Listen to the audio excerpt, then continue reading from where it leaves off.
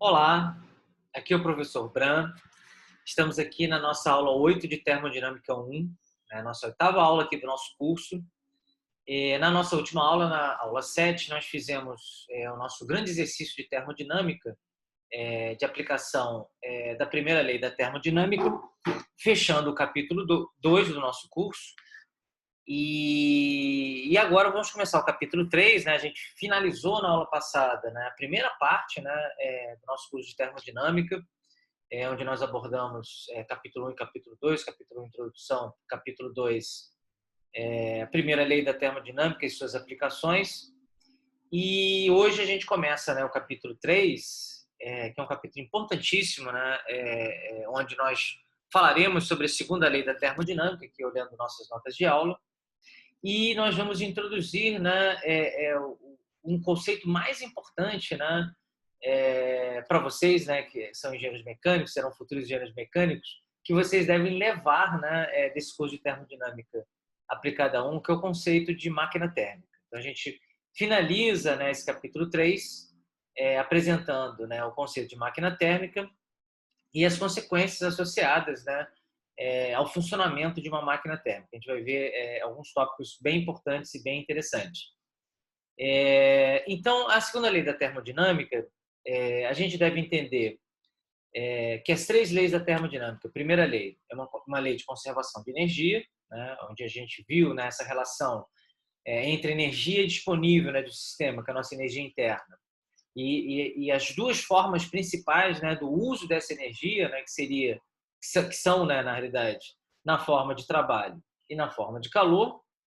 A segunda lei da termodinâmica, a gente vai ver que ela cria uma nova variável termodinâmica bastante importante, né? E eu brinco, né, que é o segundo termo mais utilizado pela área não tecnológica, não de ciências básicas como a física e química, que é a entropia, né? Eu falo que o termo mais utilizado, né, se a gente vai numa livraria, né, e vai lá nos livros de autoajuda, a gente vê lá física quântica e realidade, enfim. É o primeiro termo, né? O segundo termo é o conceito, né? O uso da palavra entropia. E aí, basicamente, né? E tem a terceira lei da termodinâmica, que a gente vai, não faz parte do nosso curso aqui, né?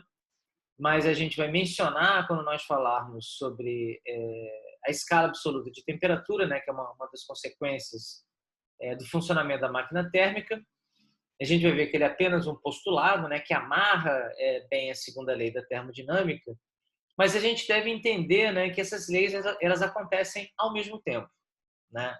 E o conceito, né, do nosso dia a dia da entropia, né, ela sendo, digamos assim, o segundo termo mais popular fora da área tecnológica, né, de física básica, é, é esse conceito de ordem e desordem, né? Então, quanto maior a entropia, né, de um sistema ou de uma situação, ele está mais desordenado, né? Nós usaremos esse conceito de entropia de outras formas também, né? A gente vai falar dessa questão, né, que a gente já mencionou rapidamente, né, no capítulo 2, né? A entropia ela também está relacionada a um processo reversível, ela é uma medida, né, se um processo, se uma transformação, ela é reversível ou se ela é irreversível, né? Então a gente vai já abrir, conversar sobre isso na aula de hoje, né? O que é um processo reversível e o que é um processo irreversível. Mas existe um paradigma, né, que é uma questão muito importante, né, que de uma forma geral, no nosso dia a dia, né, na natureza e também nos fenômenos associados à engenharia e à física e à química, enfim, os processos eles são irreversíveis. Então a natureza, o nosso dia a dia, né, todas essas regulações que nós temos, né, de atividades, de trocas de energia, elas são feitas de forma irreversível. E aí lembrando, né, o nosso curso é um curso de termodinâmica clássica, né, do ponto de vista, né, do século XIX. Todos os desenvolvimentos da termodinâmica, né, no século XX até hoje, né, no século XXI, eles vão nessa direção de aplicar a termodinâmica nessas situações irreversíveis e justamente para aumentar, né, esse ferramental de aplicação da termodinâmica em situações práticas, né, da engenharia ou em situações importantes na ciência, né, de uma forma geral. Então, a gente vai começar, né, a discutir isso, né, essa questão dessa relação, né, da segunda lei também com a primeira lei da termodinâmica. Então, a primeira lei é a nossa lei de conservação de energia, mas a segunda lei ela está ali olhando, né, como é que essa primeira lei ela está funcionando, esse uso dessa energia, se ele está sendo eficiente ou não. Né?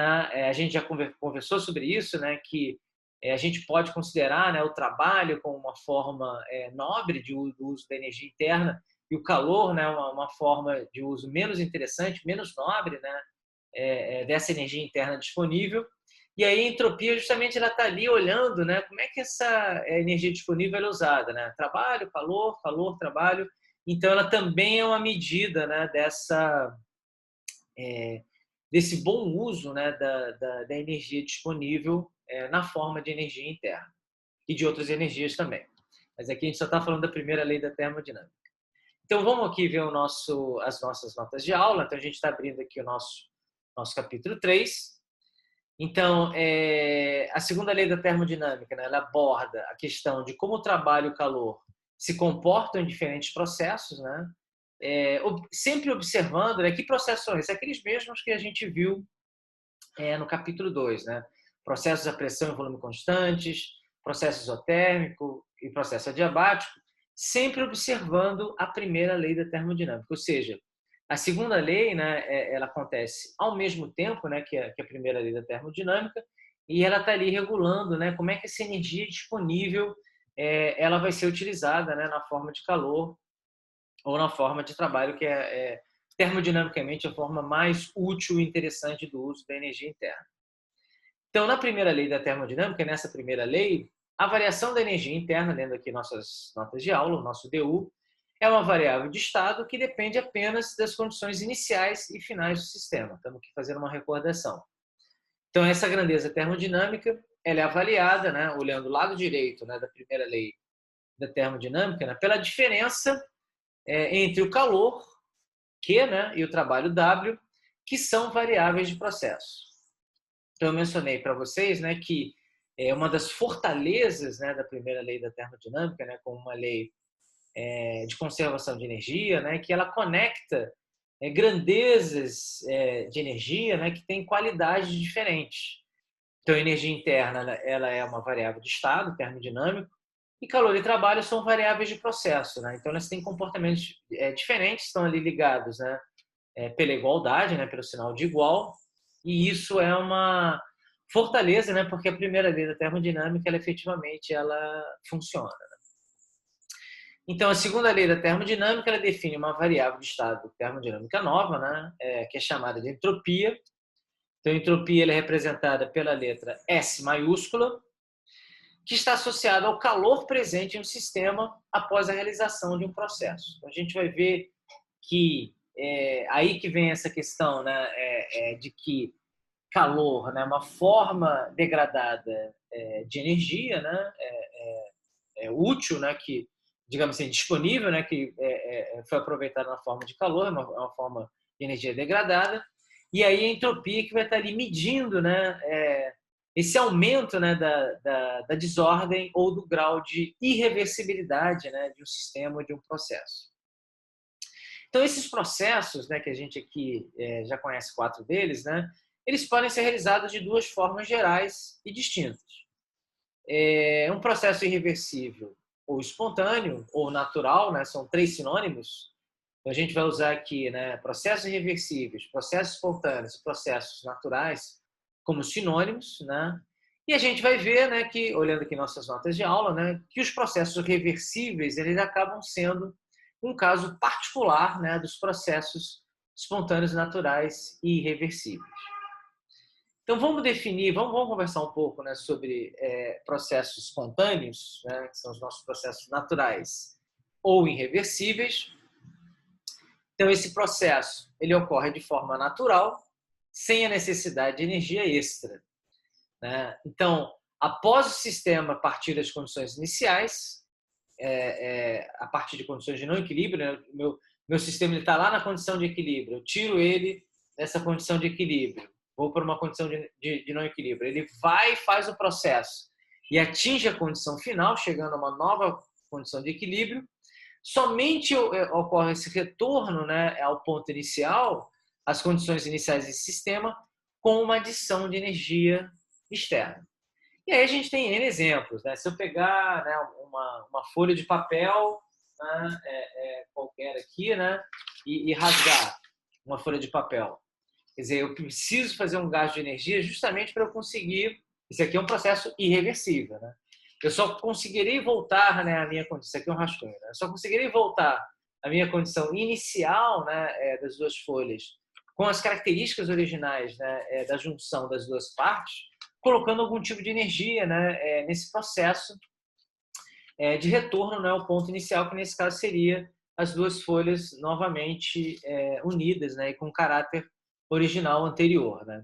O exemplo que é mostrado aqui nas nossas notas de aula, voltando aqui a olhar, né, são duas caixas, né, dois recipientes, com dois gases distintos, A e B, e aí eles estão separados, né, por uma membrana, por uma parede, né, e em um dado momento, essa membrana e essa parede ela permite, né, a passagem do gás A, que está no lado esquerdo, para o lado direito, e do gás B, que está do lado direito, para o lado esquerdo. E aí, no final das contas, nos dois lados, né, dos meus recipientes, dentro dessa caixa, dos dois compartimentos, eu tenho uma mistura homogênea do gás A com o gás B. Então, para eu conseguir, né, realizar essa separação, né, do gás A e do gás B, eu preciso colocar alguma energia no sistema para que isso aconteça. Isso, por exemplo, é feito industrialmente, né? É interessante que a produção de gás nitrogênio e gás oxigênio, né, ela é feita dessa forma, né? A gente sabe que o nosso ar que nós respiramos, ele é 99%, né, nitrogênio, N2, e oxigênio, O2. Ambos têm ponto de liquefação muito próximos, né? A liquefação do oxigênio ele acontece a 78 Kelvin e a liquefação do nitrogênio, ou seja, ele deixa de ser gás e se transforma em líquido, ele ocorre a 77 Kelvin, né? Ou seja, são duas temperaturas bem criogênicas. Então, industrialmente, né, as grandes empresas, né, que vendem cilindros de gases fazem dessa forma, pegam o ar, começam a fazer um processo de compressão, né, desse ar, e resfriamento. Chegando a 78 Kelvin, né, o oxigênio ele se liquefaz, ou seja, ele deixa de estar na forma de gás e, pelo efeito da gravidade, ele se deposita, né, no fundo de um tanque, e aí você retira esse oxigênio, né, liquefeito, né, depois você resfria mais um grau e o nitrogênio cai de novo, né, ele se liquefaz, ele cai pelo efeito da gravidade, aí você retira, né, e você consegue separar oxigênio e nitrogênio, né, do ar comum que é coletado. Então, de novo, a nossa mensagem, quer dizer, nesse exemplo aqui, né, de uma mistura de gases, né, para eu fazer essa separação, nesse exemplo, que é um exemplo real, industrial, né, eu tive de colocar uma energia, né, não só na questão, né, da compressão do gás, né, até chegar às temperaturas criogênicas, né, como também na remoção, né, desse gás dentro desse tanque, depois que cada um individualmente ele foi liquefeito. Então, esse é um processo industrial, né, e é um processo irreversível, né? Quer dizer, ele volta, né, ao ponto inicial dentro de um processo irreversível. Então, nesse nosso exemplo, né, a mistura, voltando aqui às nossas notas de aula, né, uma mistura de dois gases, A e B, em um recipiente fechado com dois compartimentos que se comunicam por uma membrana. Quem tentou estabelecer pela primeira vez, né, alguns experimentos, olhando essa questão, né, de existir uma grandeza, né, que possa medir esse grau de irreversibilidade, foram dois cientistas, o Randall e o Lewis. Estão olhando aqui nossas notas de aula. Eles estabeleceram uma série de experimentos, isso no século XIX, para avaliar, né, para medir o grau de reversibilidade em processos de um determinado sistema. Então, de uma forma geral, né, a gente já tinha comentado lá no experimento de Joule, referentes, né, ao capítulo 2, né, sempre tem a água, né, como meio de troca, né, de recebimento do calor, né, gerado pelo trabalho, né. Aqui a gente vai ter esse mesmo sistema, né, que é um tanque, olhando aqui nossas notas de aulas, que é um tanque repleto com água. E dentro desse tanque eu tenho uma hélice que se movimenta, né?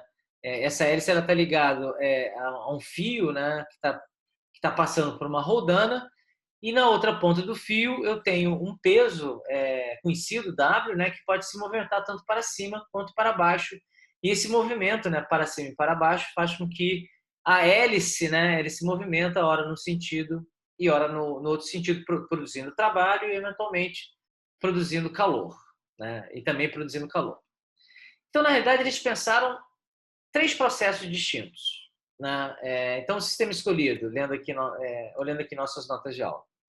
O sistema escolhido foi um reservatório de água com uma hélice imersa e conectado a uma roldana com peso conhecido W. Então, foram realizados três experimentos distintos. Então, o primeiro deles é o reservatório de água, que é o nosso reservatório de calor. Ele está numa temperatura T2, né? O peso W ele cai realizando o trabalho pela rotação da hélice, né? E uma quantidade de calor Q, conhecida, fixa, ela entra no reservatório. Então, após, né, a fotografia que eu tiro, né, depois do experimento 1, eu tenho, né, a temperatura 2 mantida e eu tenho a geração de um certo calor, uma certa quantidade de calor que também conhecida. Segundo experimento, o reservatório de água, o calor, está numa temperatura T2 e ele já tem, né, esse calor Q contido, né, e ele é colocado em contato térmico com o segundo reservatório, que possui uma temperatura menor, T1. Então, esse reservatório, né, T2, ele tem essa quantidade de calor, ele é momentaneamente, né, colocado em contato com o reservatório a temperatura T1, e aí nesse contato instantâneo, né, essa mesma quantidade de calor que é transferida, né, do reservatório que está à esquerda aqui com a temperatura T2 para o reservatório à direita que está com a temperatura T1, né? E T2 tem uma temperatura maior do que T1, né? T2 maior do que T1. Então ocorre, olhando aqui nossas notas de aula, né, ocorre a transferência de calor, né, da mesma quantidade de calor que do reservatório na temperatura T2 para o reservatório da temperatura T1. Né? Então, minha fotografia final, né, é o reservatório com a temperatura T1 com esta quantidade de calor, né, transferida que conhecida. E o terceiro experimento, né, a gente volta, né, a esse esquema aqui original, né, do nosso reservatório térmico com água e o nosso sistema de hélice, né, com roldana e peso, né?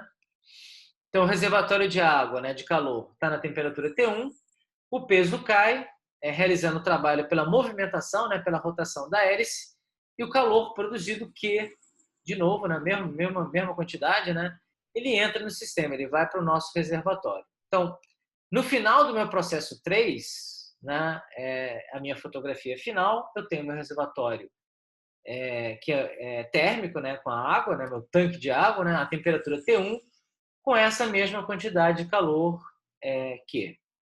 E aí, o que o Randall e o Lewis pensaram? Né? Eles pensaram o seguinte, olha, se eu fizer o processo 1, né, onde eu produzo o calor, né, a temperatura T2, seguido do processo 2, onde eu transfiro esse calor, né, do reservatório que está a temperatura T2 para o reservatório que está na temperatura T1, no final das contas, eu chego na mesma situação, né, final do processo 3.